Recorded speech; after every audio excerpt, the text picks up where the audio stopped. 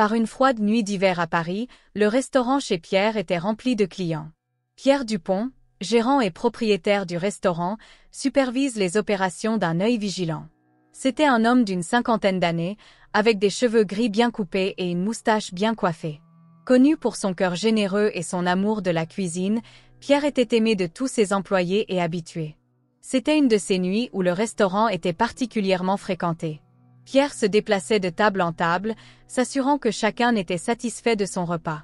Alors qu'il se dirigeait vers la cuisine pour vérifier une commande, il remarqua une jeune femme debout près de la porte, observant le mouvement d'un regard affamé. La jeune femme, vêtue d'un manteau en lambeaux et d'une écharpe délavée, avait l'air hésitante. Pierre, avec son habituel sourire accueillant, s'approcha d'elle. « Bonsoir, mademoiselle. Puis-je vous aider ?» La jeune fille, qui semblait avoir environ 17 ans, sourit timidement. « Bonsoir, monsieur. Je me demandais si je pouvais acheter de la nourriture à emporter. Je n'ai pas beaucoup d'argent, mais j'ai très faim. » Pierre la regardait avec sympathie. Il savait que de nombreux habitants de la ville étaient en difficulté, surtout pendant le rude hiver. Sans hésitation, il hocha la tête. « Bien sûr, mademoiselle. Je vais te préparer quelque chose. Pouvez-vous attendre un moment ?» Elle hocha la tête, soulagée, et Pierre se dirigea vers la cuisine. Il prépara une généreuse assiette de cassoulet, une spécialité française, et la plaça dans un sac avec du pain frais. À son retour, la jeune femme le remercia chaleureusement et s'empressa de partir. Pierre la regarda s'éloigner dans la nuit froide, un sentiment d'inquiétude commençant à monter dans sa poitrine. Ce soir-là, après la fermeture du restaurant, Pierre ne parvenait pas à se sortir de la tête la jeune femme. Quelque chose dans la façon dont elle était habillée, la hâte avec laquelle elle attrapait la nourriture, le mettait mal à l'aise. Il a décidé qu'il avait besoin d'en savoir plus sur elle.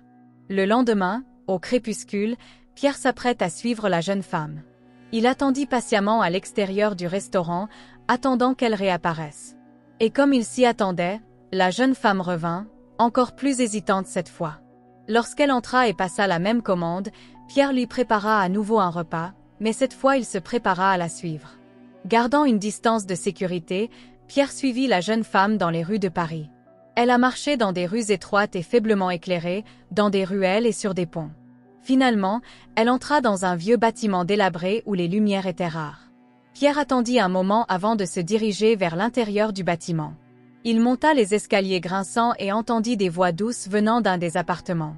En jetant un coup d'œil par la porte entr'ouverte, il aperçut la jeune femme en train de distribuer la nourriture à un groupe d'enfants, tous avec des yeux brillants de gratitude et des visages marqués par la faim. Pierre ressentait un mélange de tristesse et de compassion. Il savait qu'il devait faire davantage pour ses enfants. Le cœur lourd, il est retourné au restaurant, déterminé à trouver un moyen d'aider. Le lendemain matin, Pierre a mobilisé ses employés et amis pour récolter des dons de nourriture et de vêtements. Il a organisé un événement au restaurant pour récolter des fonds et sensibiliser la communauté au sort des enfants. Avec l'aide de ses amis et clients, Pierre a pu se procurer suffisamment de nourriture et de vêtements pour les enfants. Il a également contacté des organisations caritatives locales pour leur apporter un soutien continu.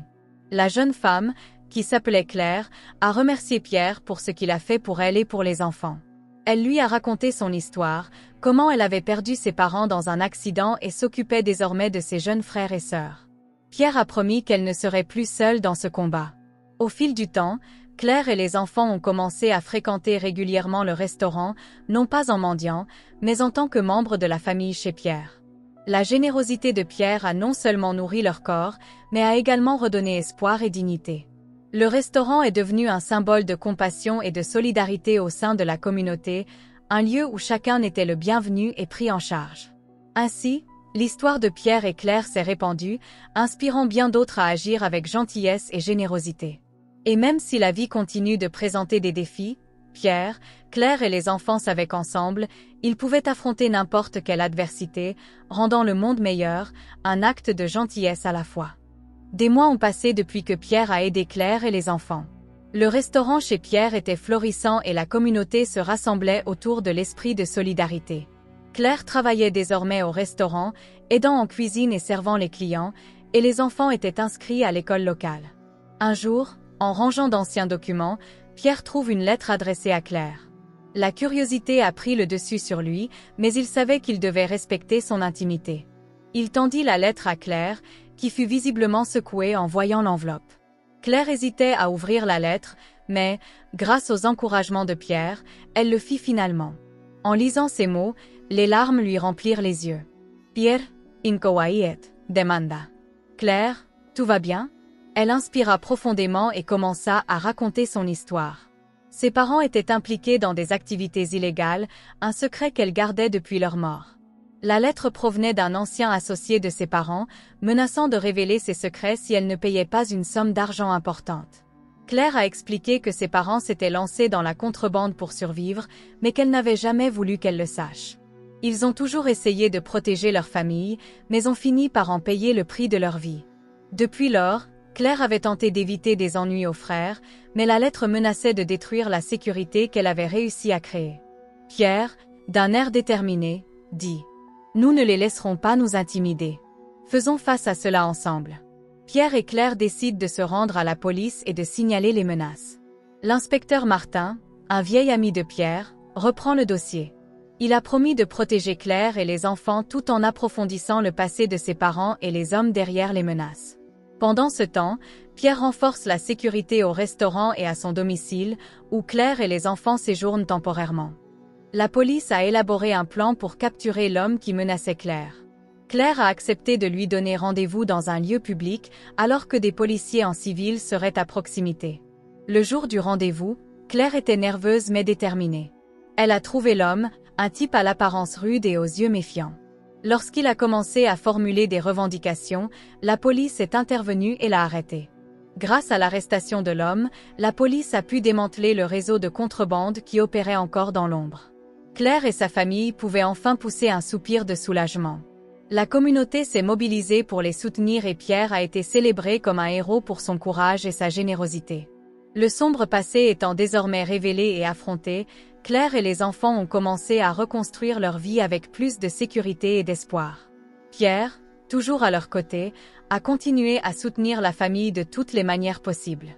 Le restaurant chez Pierre est devenu un symbole de renouveau et d'espoir, un lieu où chacun sait qu'il peut trouver aide et compassion. Et tandis que l'hiver parisien se poursuivait, la chaleur de la gentillesse de Pierre et Claire égayait la vie de tous ceux qui les entouraient. Ainsi, l'histoire d'amour, de sacrifice et de résilience de Pierre, Claire et des enfants est devenue une légende locale, inspirant de nombreuses personnes à croire en la bonté et à la possibilité d'un avenir meilleur, où personne n'est seul dans sa lutte. Une fois la paix revenue, Claire a commencé à se sentir plus en sécurité et plus confiante. Elle est devenue un élément essentiel de chez Pierre, apportant de nouvelles idées et de l'énergie. Un jour, alors qu'elle préparait les commandes en cuisine, elle fut surprise par un visiteur inattendu. Un homme d'affaires local, Monsieur Bernard, qui avait entendu parler de l'histoire de Claire et chez Pierre, fit une proposition. Il souhaitait investir dans le restaurant, étendre ses activités et le transformer en une chaîne de restaurants solidaires dans toute la France. Pierre et Claire étaient surpris mais enthousiasmés par l'idée.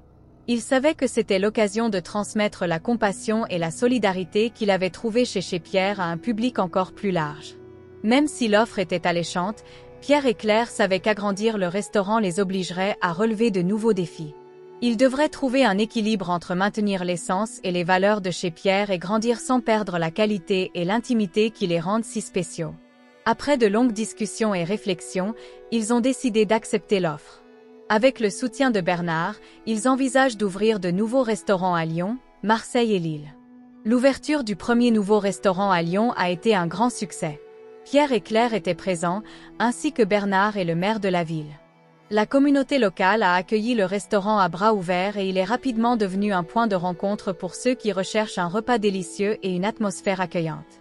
Au fil des mois, d'autres restaurants ont ouvert leurs portes, chacun poursuivant la tradition de générosité et de soutien communautaire amorcée au premier chez Pierre.